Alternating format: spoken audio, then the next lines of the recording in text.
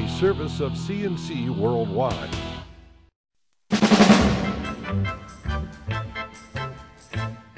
The Daily is a service of CNC News and Jib Jab Greetings. I'm Bud Lowell. The AccuWeather forecast is across the top of every CNC local news page.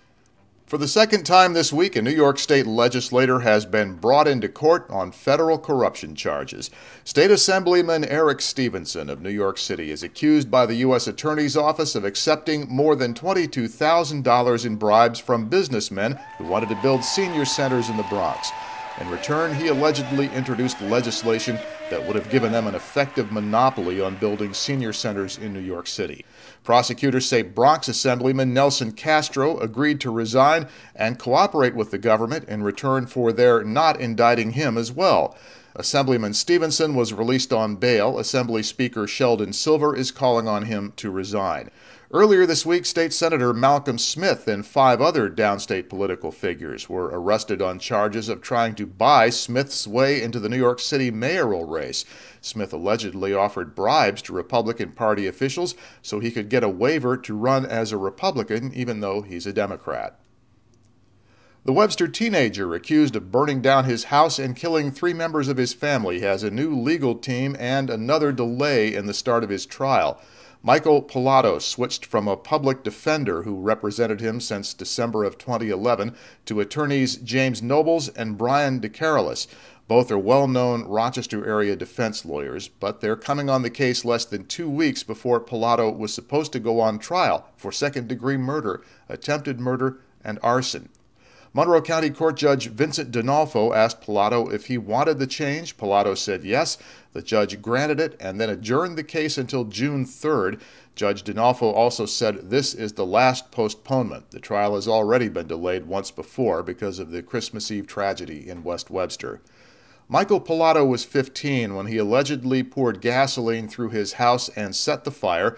The fire killed his father, Carmen, and 2 brothers, Josh and Peter. His sister, Elizabeth, and mother, Elaine, were injured but escaped. Pilato's mother is reportedly paying for the new lawyers. Henrietta firefighters were busy early this morning fighting a brush fire near the Rochester Institute of Technology campus. They were called shortly after midnight for a report of a brush fire in a field, and this was near the corner of Bailey Road and John Street. They found a large pile of brush burning and the fire aggravated by the recent dry weather. Crews had to run 1,500 feet of hose to reach the nearest hydrant. There were no injuries. Firefighters are calling this one suspicious. Penfield and Brighton firefighters responded yesterday evening to a trailer home fire on Clove Drive in Penfield.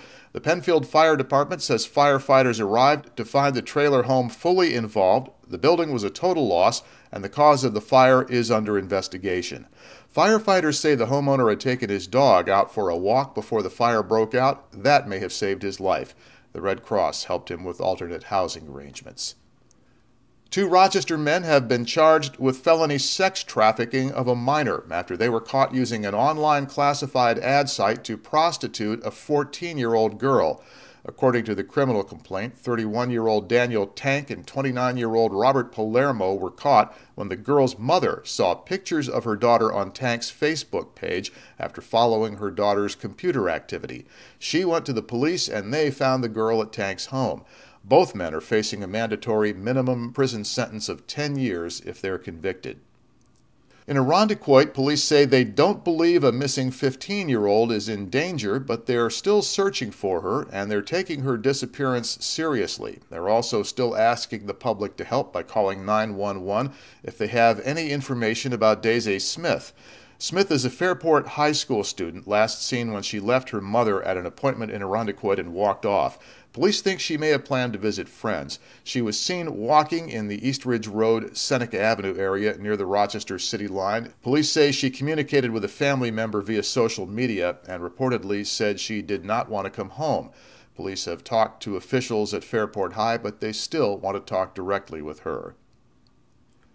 Wegmans has announced a new list of price freezes for the summer. It is freezing the retail price of more than 65 staple food items through August 24th, even if their costs go up. The full list is on Wegmans.com, but it includes club-sized packs of ground beef, boneless chicken breasts, Italian sausage, also produce, dairy, bakery, frozen and deli items.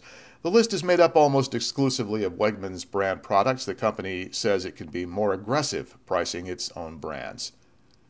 To the left of the player window are links to these and other stories, and at the bottom of the page, links you can use to post news directly to us. Share with us what you've seen and what you've caught on your phone.